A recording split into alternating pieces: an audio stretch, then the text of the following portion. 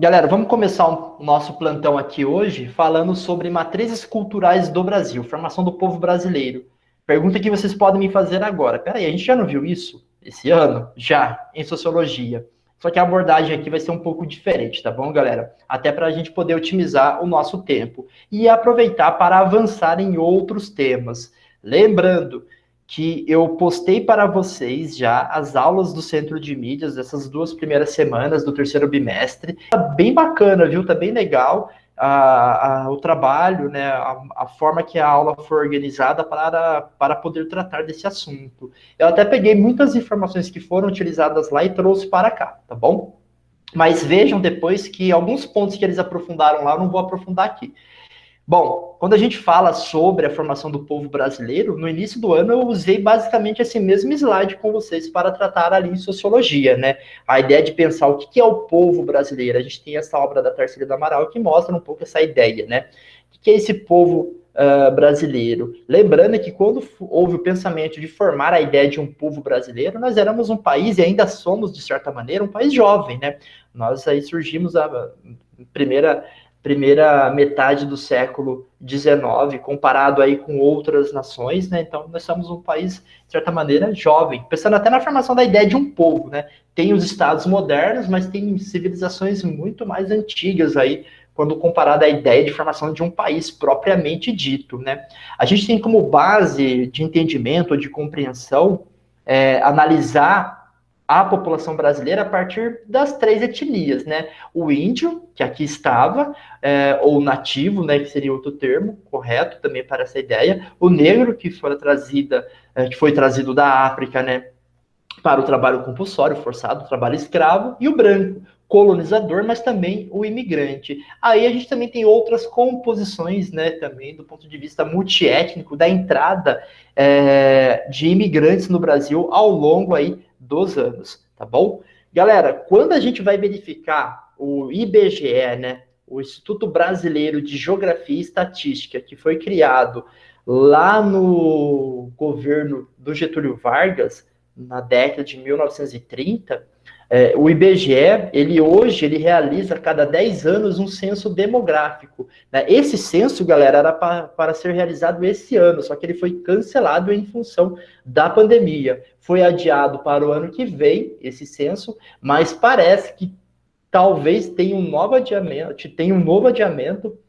mas o censo demográfico, então, que seria realizado esse ano, foi adiado para o ano que vem, ainda está aí com uma certa incerteza, ele classifica as pessoas segundo a cor ou raça que é declarado pela própria pessoa de acordo com as seguintes opções, né? Branca, preta, amarela, parda ou indígena. Então, a pessoa que se autodeclara quando assina ali o formulário, quando preenche ou participa de uma entrevista, tá bom? Lembrando que essas denominações de raça, cor, tal, né, são colocadas aí pelo IBGE, tá bom? Bom, quando a gente vai verificar essa ideia, né, a partir principalmente dessas 3 composições que seriam, né, brancos, pretos, pardos e outros, né, e a gente pode pensar amarelos, indígenas, né, como é colocado pelo IBGE, há uma mudança no processo de autodeclaração, tá bom? Há uma mudança. Eu tenho um mapa aqui que mostra aproximadamente, né, como é essa autodeclaração. Se a gente fosse fazer uma análise muito rápida, assim, só para a gente poder entender, né? Eu vou pegar Santa Catarina, na verdade, que é esse círculo aqui, né, que eu estou colocando aqui para vocês, né? Boa parte da população de Santa Catarina, ou mesmo Rio Grande do Sul, se autodeclaram como brancos, né? Uma minoria negra e um grupinho um pouquinho maior de pardos, tá bom? Agora, quando eu vou para a Bahia, por exemplo, né, que tem a maior porcentagem de população que se autodeclara como negra, né? Então a gente já consegue perceber um número maior. A mesma coisa aqui com a população parda. Então o Brasil tem essa diferenciação. Esse mapa com gráficos de pizza, né, mostrando como é essa composição, como essa matriz, né, dos grupos étnicos brasileiros, mostra um pouco essa distribuição geográfica, tá bom? Em um Nordeste, em um Norte, onde tem um número maior de população que se autodeclara como parda e negra, enquanto aqui no São Paulo, Centro-Sul, vamos colocar assim, né, tem uma população maior que se declara como branca, tá bom? E isso espacializa um pouco essa ideia da matriz ou das matrizes culturais do Brasil, pensando nas etnias brasileiras, né? No Brasil como um todo, né, o maior aumento em pontos percentuais também, né, é da população que se declara como preta, né, como negra. Ela saiu do que seria 7,4% em 2012 para 9,3%, né, 6 anos depois, tá bom? Então, hoje, 2018, por exemplo, né, ou melhor, 2 anos atrás, mas é um número muito similar hoje, aumentou o número de pessoas que se autodeclaram como pretas, negras, né, enfim. Os pardos também aumentaram. E os brancos, por sua vez, eram 46,6% da população e chegaram a 43,1%. Então, se eu entender melhor um pouco isso, pegando esse gráfico aqui embaixo, vamos pegar 2018. O número de pessoas que se autodeclaram como brancas, né? Diminuiu. Pretos aumentaram. E pardos também aumentaram. Aí uma pergunta que eu queria fazer para vocês, eu deixei isso ontem lá no roteiro de estudo. Por que será que o número de pessoas, quem não quiser falar, faz um comentário aí no chat, tá bom? Por que tem um número maior de pessoas hoje que se declaram como pretas e pardos? O que está acontecendo? Por que há essa mudança no Brasil hoje? O que vocês acham? Eu acho que eu acho que pode levar para um ponto de aceitação também, não pode, professor? Tipo, quando você vê que tem agora, tipo, tem esses movimentos do Black Lives Matter e tipo, as pessoas negras agora estão começando a se aceitar mais, tipo, pela sua natureza. Eu acho que pode levar, tipo, para esse lado também, tipo, de aceitação, de você perceber que você faz parte de uma cultura diferente, etc. Exatamente, Mariana, a ideia de uma reafirmação, né? Exato, perfeito, tá bom? A gente pode pensar isso em vários exemplos, né? Outro dia, né, pegando isso que a Mariana colocou, teve no jornal da Globo News, teve uma apresentação falando ali sobre racismo e tal, e não tinha um jornalista negro, nenhum comentarista negro ali falando. E aí eles tiveram um monte de críticas e tal. No outro dia, só foi formado por uma bancada, né, de jornalistas negros ali apresentando, né, falando sobre essa temática. Então, hoje, na verdade, a gente consegue ver um processo de reafirmação, a ideia de você debater mais isso, esse tema está mais no dia a dia da nossa sociedade, que, na verdade, assim, eles sempre estiveram presentes, né? Racismo, a discriminação, tudo isso sempre esteve presente. Só que hoje, e eu acredito que a rede, né, sobretudo a internet, ela favorece também uma maior discussão sobre esses temas também, até porque o processo de racismo, o processo de discriminação, ele pode ser filmado a qualquer momento, expondo, na verdade, uma mazela que muitas vezes as pessoas queriam, ou faziam, e fazem até hoje, colocar para debaixo do tapete. Nesse ponto, vai começando a debater e até questionar ordens que são colocadas para a nossa sociedade. O que é um cabelo ruim, o que é um cabelo bom, os comerciais, como são colocados, como eu verifico a participação de uma pessoa negra numa novela, em um filme, qual é o estereótipo que é posto,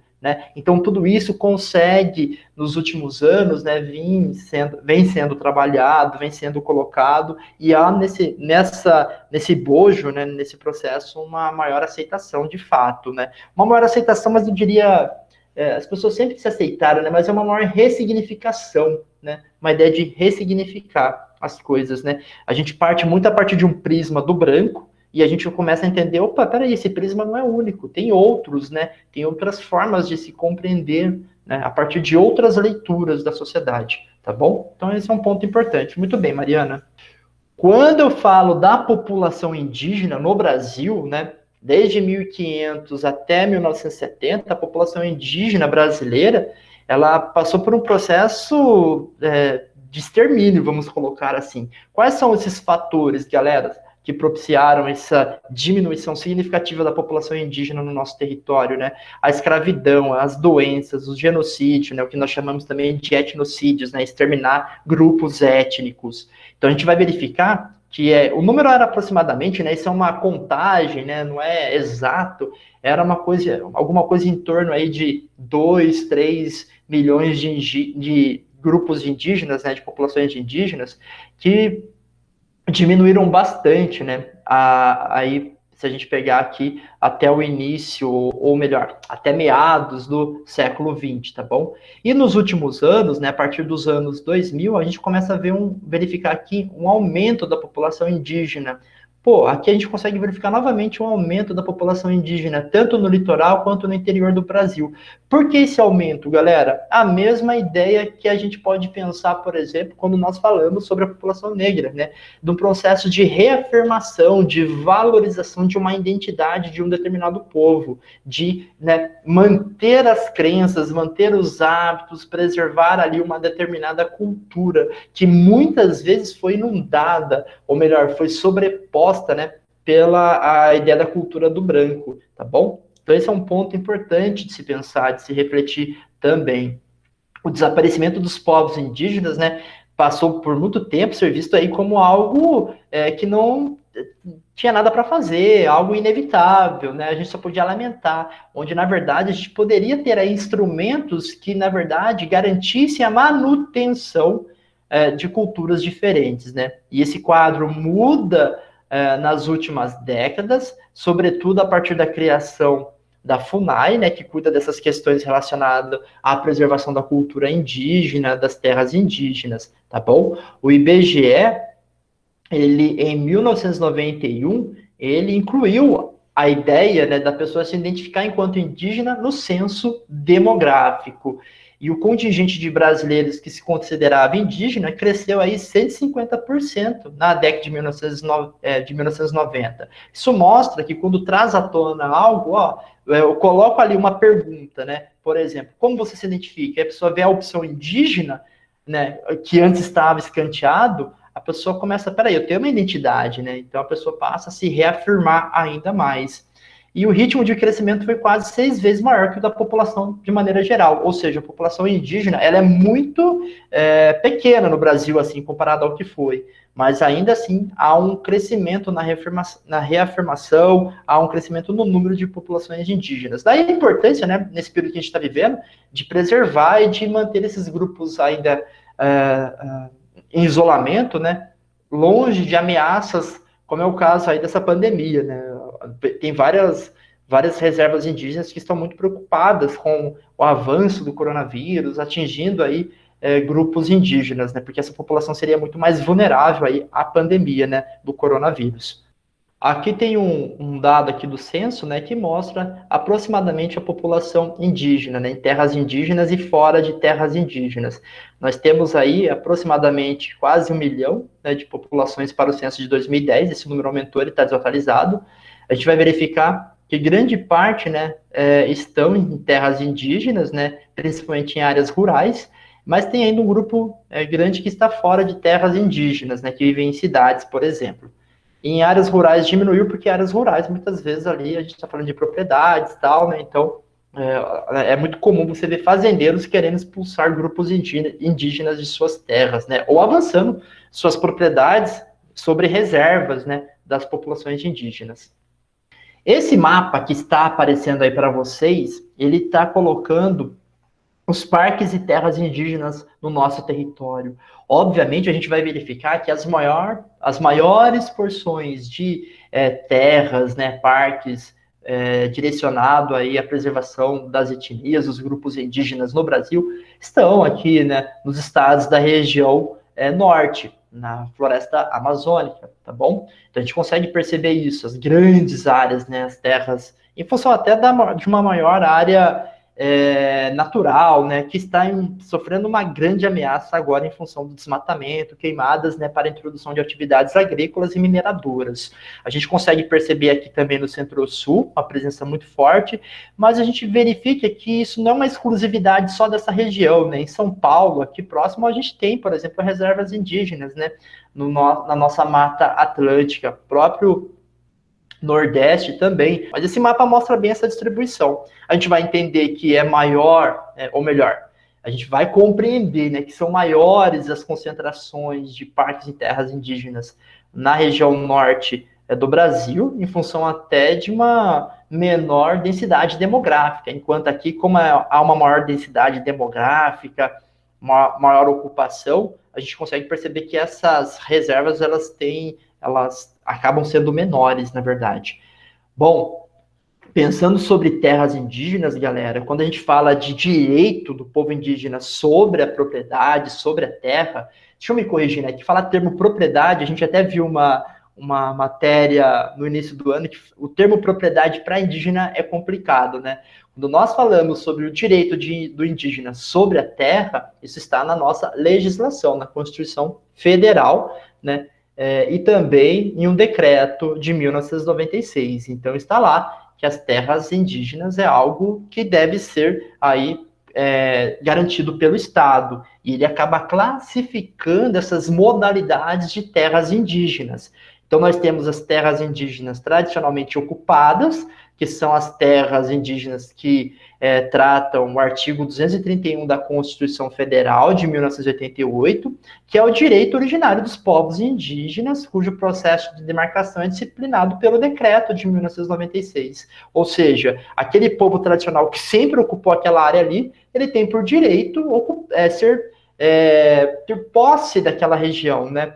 Estar longe de ameaças de agricultores, mineradores, ou seja, a população garantir ali o uso daquela área, né? Quando nós falamos em outras modalidades, galera, nós temos também as reservas indígenas, né? O que são as reservas, galera? São terras doadas por terceiros ou adquiridas, ou também desapropriadas pela União, pelo governo federal, que se destinam à posse permanente dos povos indígenas, né? São terras que também pertencem ao patrimônio da União, mas não se confundem com terras de ocupação tradicional. Então, muitas vezes eu vou lá e garanto uma área, uma reserva indígena, para que aquela população, grupos indígenas possam fazer uso dessa área e essa área esteja longe ou distante de ameaças, né, de agricultores, mineradores, enfim, madeireiros. A ideia é essa, né?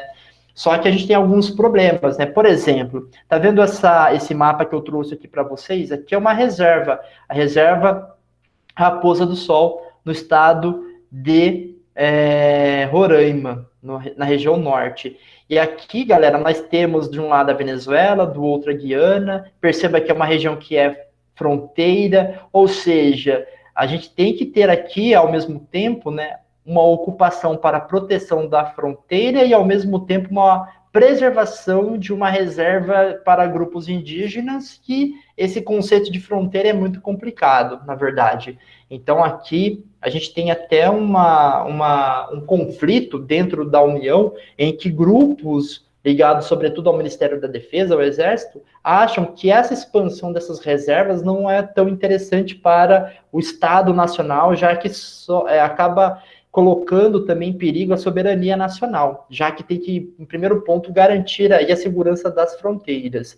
Eles até, né, questionaram essa política muito voltada para os indígenas. Isso foi muito comentado ao longo dos anos, né? O atual presidente, por exemplo, foi eleito até com uma plataforma de falar, de ser meio contrário ao aumento de reservas indígenas e até favorecer aí a expansão de agropecuários, de expansão de madeireiros, né? A gente tem até essa dinâmica hoje. Mas a reserva Raposa do Sol, ela é uma região com conflito, porque tem ali a galera que quer produzir, tem a galera que quer explorar, tem os indígenas que querem proteger a região para fazer o uso, né? E também tem aqui a questão da fronteira, né? Sobretudo com países Venezuela, Guiana, que é sempre muito complicado do ponto de vista geopolítico. Temos as terras dominiais, que são terras de propriedade das comunidades indígenas havidas, né, por qualquer forma de aquisição do domínio, em termos da legislação civil. Então, a gente pode pensar até em compra, né, alguns grupos indígenas que compram terras e tal. Tem as interditadas, são áreas interditadas pela FUNAI, para a proteção dos povos e grupos indígenas isolados, com estabelecimento de restrição de ingresso e trânsito de terceiros na área. A interdição da área pode ser realizada concomitantemente ou não com o processo de demarcação, disciplinado pelo decreto lá de 1996. A gente tem no Brasil grupos indígenas, galera, que vivem isolados, sobretudo ali no estado do Acre, Amazônia e tal. Essa imagem, por exemplo, que eu coloco aqui para vocês, está um pouco pequena, mas ela mostra, né, um grupo indígena que está isolado. Eu vou colocar uma reportagem para vocês que mostra um pouco essa ideia na próxima aula, tá bom? a gente tem aí indígenas que vivem isolados, então ali eu tenho áreas que são interditadas. É papel do Estado garantir que as pessoas não tenham acesso a essas áreas e que respeitem ali esse domínio desses grupos, tá bom? Se houver a necessidade, cria reserva, se não, manter essas áreas interditadas. Tranquilo? São essas modalidades de terras indígenas. Bom, galera, aqui tem uma foto, né, dos povos indígenas do Xingu, uma área importante ali na região Mato Grosso, sul do Pará, uma população que tem, na verdade, tem um filme bem bacana que trata um pouco sobre essa população do Alto Xingu, que fala ali da atuação dos irmãos Vilas Boas lutando ali para que aquela área tivesse ali uma reserva, né, para a proteção desses grupos indígenas. Essa população sempre é ameaçada aí, sobretudo por construções de hidrelétricas, atuação de mineradores, madeireiros, enfim. Bom, falando sobre a população negra agora, né, para a gente poder avançar aqui. A gente sabe que foram trazidos aí de diversas regiões da África para o trabalho compulsório em função da estrutura econômica escravocrata do Brasil colônia e também do Brasil império, né, período aí do século XIX. No final do século XIX ao fim da escravidão, mas isso não significou nada porque não houve uma medida, né, de mudança da nossa estrutura do ponto de vista de organização política, social, que incluísse a população negra, né, uma dinâmica da nossa sociedade. A gente tem aí, ao longo da nossa história, a resistência permanente de grupos negros que foram trazidos, né, e o símbolo disso, por exemplo, são os quilombos, né, que eram regiões para onde os negros fugiam e montavam ali a sua resistência, né, criavam ali a sua identidade. Esses quilombos hoje dão origem ao que nós chamamos de comunidades quilombolas, por exemplo, boa parte deles. A desigualdade étnica na nossa sociedade, em função da não criação de uma política pública de compensação para uma população que foi escravizada durante um longo período da nossa sociedade, acabou fazendo com que houvesse um que nós chamamos de um racismo estrutural. Se a gente fosse compreender o conceito de racismo estrutural, a gente pode perceber, sei lá, quando a gente vai verificar na ação da polícia, quando a gente vai verificar Copa do Mundo, jogos ali na Fonte Nova, né, em Salvador, na Bahia, o estado que tem a maior população negra do país. Aí eu ia verificar os jogos da Copa do Mundo em 2014, na Fonte Nova, na Bahia, olhava para a arquibancada, tinha o quê? A maioria, a população branca, né? Ou seja, a gente consegue perceber aí que tem algo de errado. Quando eu vou verificar, por exemplo, os médicos, os garis, tal, a gente vai percebendo aí que tem uma composição diferente. Então, tudo isso não se explica só porque, é assim a vida. Não, há uma questão estrutural aí muito forte que dá maior, acaba dando significado para esse conceito, né? Que a gente consegue verificar de fato na prática isso, né? Esse racismo estrutural que a gente verifica na nossa sociedade. Outro dia, uma juíza, eu acho que ela é do Paraná, ela colocou alguma questão, condenou alguém, né? Em função aí condenou uma pessoa, né, por alguma questão e colocou o componente de raça ali, alguma coisa assim, porque a pessoa era negra, logo era bandido. Então isso é um racismo estrutural muito forte, ainda presente na nossa sociedade, ainda nos dias de hoje, né? Hoje, mais de 56% dos brasileiros se declaram como pardos ou negros, né? Aquele dado que a gente já viu no início da aula, ou seja, aumentou o número de representação desses grupos. Se a gente verificar a população negra, né, analisando, pensando aqui no nosso país, nós temos também a preservação da cultura nos quilombos, né, seria um exemplo disso, mas também no resgate da história, né? E, galera, é interessante pensar, né, quando a gente vai verificar, quando a gente pensa na população negra, ela não é uma só, né? Quando a gente vai olhar, por exemplo, para o continente africano e pensar na população que veio aqui para trabalhar de maneira compulsória, escravizada, ela não foi um único grupo étnico, são vários grupos étnicos, tá bom? Era grande a variedade dos termos que designavam os grupos negros no Brasil. Entretanto, né, mesmo confundidos sobre uma única denominação étnica, cada africano conservava a sua tradição cultural, que seria aquela que tinha com a sua terra, né? Sabia que tinha com a sua terra.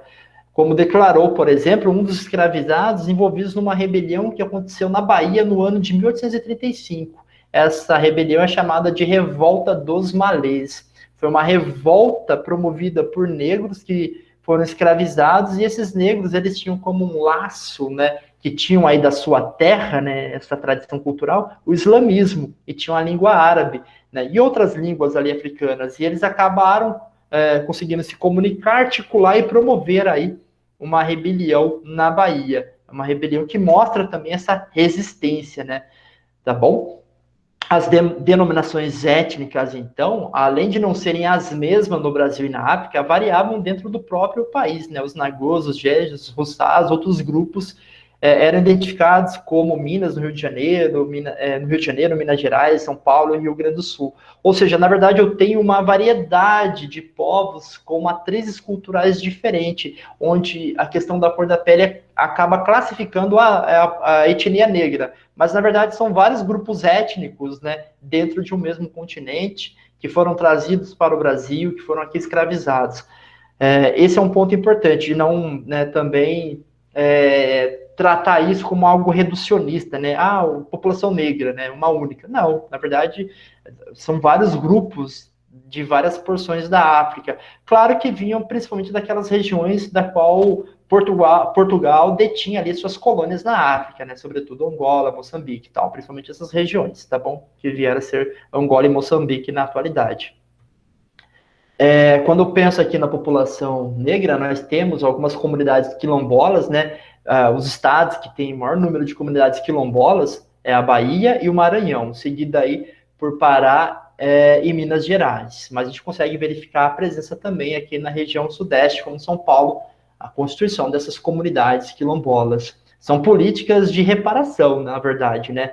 Primeiro, o racismo, né? Condenar o racismo legislalmente, né, no Código Civil Brasileiro, então ele está ali classificado como crime. As ações afirmativas, que são as leis de cotas em várias federações, na federação, né, as leis de cotas na federação, ou seja, um município pode criar uma lei de cota, um estado, a federação, a União pode criar uma lei de cota, o acesso à universidade, a questão de ocupação de um emprego público e o reconhecimento das comunidades quilombolas, que está no nosso artigo 68 da Constituição Federal. Aos remanescentes das comunidades, dos quilombos que estejam ocupando suas terras, é reconhecida a propriedade definitiva, devendo ao Estado emitir-lhes os títulos respectivos, né? Ali é uma comunidade quilombola, que, aliás, foi outro tema também debatido durante o último pleito eleitoral, na qual o atual presidente falou que não iria mais conceder, né, os títulos, né, às comunidades quilombolas no nosso país. Tem várias aguardando aí essa concessão, né, para poder ali preservar a cultura, as tradições desses grupos que vivem nessas regiões. Quando nós tratamos sobre a população branca, né, a gente está falando basicamente da ocupação realizada pelos portugueses, pela entrada dos imigrantes europeus, principalmente. Quando nós falamos dos japoneses, árabes, muitas vezes eles são classificados aí como os outros, amarelos, né, são classificados com outras terminologias, né.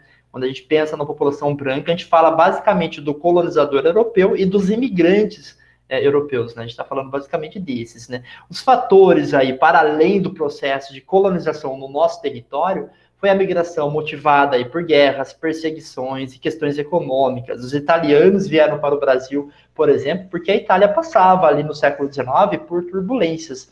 A Itália, como país, foi surgir ali no século XIX. Então, estava ocorrendo guerras, pobreza, então vinham para fazer a América, né? Ganhar a vida aqui. Então a gente tinha, na verdade, um grupo que vinha para cá para poder tentar uma vida melhor. Lembrar que a gente já tratou disso no início do ano, né? Tem o processo ali também do governo brasileiro de atrair uma população para formar um povo brasileiro, né? Branco. A ideia era essa também, né? Fazer com que houvesse um processo de branqueamento da população, atraindo esses imigrantes europeus. Além, óbvio, né, galera, de a gente verificar no final do século XIX o fim da escravidão, dessa estrutura econômica baseada na mão de obra escrava do negro, né? A ideia era também substituir por uma mão de obra assalariada do branco europeu que para cá vinha, tá bom? Então nós tínhamos aí esse processo, né? E aí essa ideia de mudança, tanto do ponto de vista de composição, os aspectos humanos, social e econômico no nosso país ali na virada do século XIX para o século XX. A gente tem hoje, na verdade, várias heranças culturais da população de origem, né, dos países europeus, né? A gente tem, por exemplo, festas alemãs, né, no sul do Brasil, a mais famosa, como é que é a festa da cerveja mesmo? Me deu branco agora. Eu também não sei. Gente, eu enrolei. Oktoberfest, é isso? Oktoberfest. Oktoberfest, é isso, tá certo.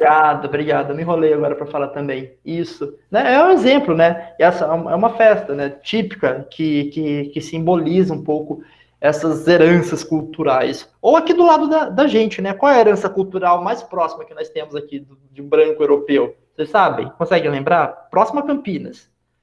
O estado de São Paulo teve bastante imigração italiana. Professor, né? seria Olambra? Opa, Olambra, perfeito. Olambra, galera, Olambra é um exemplo, né? Tem toda uma questão aí de herança cultural, né? Que também é importante, né? Preservação. A gente vê um pouco dessa espacialização das heranças culturais no Brasil, né? A gente consegue ver tanta preservação de uma comunidade quilombola de uma determinada área, de reservas indígenas de uma determinada área, de heranças culturais do branco europeu que veio para o Brasil, e isso sem colocar em hierarquia, né, de qual é melhor, qual é pior, mas garantir a todas um espaço, né, e cabe ao Estado garantir, atender e criar políticas públicas para que atentem para essa composição brasileira que é múltipla, né? São vários grupos, na verdade. O Brasil tem essa característica multiétnica, mas é importante pensar nessas heranças culturais, né, de vários grupos, tá bom? A gente tem, por exemplo, aqui em Dayatuba, uma comunidade muito forte de japoneses, por exemplo, né? Os árabes também têm uma presença forte aqui, os libaneses, né, a gente viu aquele incidente no Líbano, ele tem uma presença forte no Brasil. Aliás, tinha muitos grupos que vinham para cá e todo mundo chamava de turco, porque eles pertenciam, na época, ao Império Turco Otomano, né? Toda aquela região do Oriente Médio, Turquia, Síria, onde hoje é Israel, Palestina, essa área era dominada ali pelo Império Turco Otomano. E todo mundo que vinha dessa região era chamado de turco. Tem até vários sírios, libaneses, que são chamados de turcos, né? Ou eram chamados de turcos, e falavam, não, peraí, eu sou Líbano, né? Sou libanês, perdão, né? Sou libanês. Então, na verdade, a gente tem uma grande formação de vários grupos étnicos, vários povos, né, vindo de diversas regiões do mundo. Galera, quando eu vou analisar do processo de independência do Brasil até meados do século XX, a gente vai perceber que o maior número de entrada de imigrantes é aqui, ó, final do século XIX e início do século XX, né? Sobretudo a entrada dos imigrantes europeus. Depois nós temos também a entrada dos imigrantes asiáticos, né? Sobretudo japoneses. Depois aqui nós temos uma entrada também de populações da Espanha, populações da Itália, próprio Portugal, aqui meados do século XX. Tá bom? Tem outra tabela aqui que vai mostrar um pouco, né, sobre cada período, o número de populações, ou a taxa, né, aproximadamente, de imigração para cada período do ano de 1884 até 1933. Se a gente verificar, galera, né, o grupo que mais representativo são os italianos, ali no final do século XIX, ó, no número, né, bem grande, essa que eu estou colocando o mouse, o número de italianos é o que mais entra aqui no Brasil, seguida aí, posteriormente, pelos japoneses, né? Os alemães, eles entram no Brasil, sobretudo ali na região sul, né? Santa Catarina, Rio Grande do Sul, mas os italianos têm um número aí maior. A partir do início do século XX, aí os japoneses têm uma entrada mais significativa, esse gráfico em verde, né? Então a gente consegue verificar, e depois vai caindo essa taxa, né, de entrada de outras populações, tá bom? Acaba diminuindo. E por que isso, galera? Porque é uma mudança também na nossa política de imigração aqui no nosso território na década de 1930. Então, quando a gente pega esse movimento de populações pensando na imigração estrangeira, no primeiro momento do século XVI até o século XIX, nós temos a entrada dos colonizadores e também aquele momento em que traz a população negra da África de maneira compulsória, forçada, né, para o trabalho, né, escravo. no nosso território, em função da estrutura produtiva escravocrata, além também da população indígena que no primeiro momento foi escravizada. Nós temos aí o segundo período, de 1888 aproximadamente, né, que a gente marca isso porque na verdade, aí o fim da escravidão, mas lembrar que a imigração italiana já estava acontecendo, então a entrada maciça de imigrantes europeus, sobretudo italianos, como nós verificamos, para ocupar o centro-sul do Brasil, lembrando que a gente está falando também da questão da mão de obra assalariada, da questão do branqueamento da população. Né? E de japoneses, posteriormente, né, sobretudo no estado de São Paulo, Paraná, que tem uma comunidade japonesa enorme, e também no Amazonas, tá bom? No pós-1934, galera, acaba diminuindo um pouco a entrada dos imigrantes, né? Porque, para além da crise de 1929, o Vargas, ele cria uma lei de cotas que limitava a entrada de imigrantes no Brasil. Então, em determinado ano, só poderia entrar um determinado número. Então, isso faz com que diminui muito o número da entrada de imigrantes. Só volta a crescer posteriormente em função aí das ditaduras políticas em outros países, né, dos regimes autoritários, como é o caso da ditadura em Portugal, do franquismo na Espanha, né, uma ditadura, perseguições, tá bom? Mas também com uma certa restrição, né, ou com restrições. A gente tem aí, durante o século XX também a ditadura militar no Brasil, que fez, na verdade, com que a população saísse do Brasil, ou pelo menos um grupo saísse do Brasil, né, em função aí da turbulência política, né, que nós vivíamos. Temos uma década de redemocratização, de 1980, 1990, onde a gente vive uma crise econômica, então muitas pessoas acabam saindo do Brasil em função da crise econômica, alguns até indo para o Japão, são aqueles descendentes dos japoneses que para cá vieram no início do século XX, né? Esses descendentes são chamados de dekaseks, né? Vão para o Japão ali tentar uma vida melhor, busca de emprego, tá bom? Isso é um movimento comum até hoje, de brasileiros, descendentes de japoneses, que vão para o Japão para poder trabalhar. Tem os brasiguaios, que são os brasileiros que se apropriaram, compraram terras na fronteira com o Paraguai, do lado paraguaio. Aliás, rola até uma disputa ali em função dessa questão, né? Porque são brasileiros que acabaram também adquirindo grandes propriedades, e aí rola ali um conflito com o pequeno produtor paraguaio também. E a gente acaba verificando que nas primeiras décadas dos anos 2000, né? As primeiras décadas, porque a gente está vivendo ela ainda, né? Essa década que foi até 2010 e essa que nós estamos fechando agora. Nós tivemos um equilíbrio migratório. O que seria isso, galera? Teve momentos que saía muita gente e entrava menos, né? Período aí das crises econômicas. Depois o Brasil passou por um crescimento econômico aí, né? Principalmente ali 2008, 2009, 2010, onde, na verdade, o Brasil estava atraindo mais população, tá bom? Então, houve um equilíbrio aí nesse sentido. Depois o Brasil volta a passar por uma crise econômica. Se a gente verificar, muitos brasileiros deixaram o nosso país, um aumento até considerável do ano de 2011 a 2015, segundo esses dados aqui que foram disponibilizados pelo Ministério das Relações Exteriores e publicado na revista Isto É de 2015, né? Já está um pouco desatualizado, mas serve para a gente verificar, porque não muda muito, né? Esses dados, assim, do ponto de vista de nós verificarmos aonde estão os brasileiros que estão fora do Brasil, para onde eles foram.